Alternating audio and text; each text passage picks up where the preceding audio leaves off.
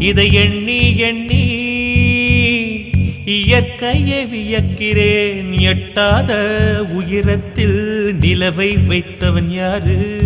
பெண்ணே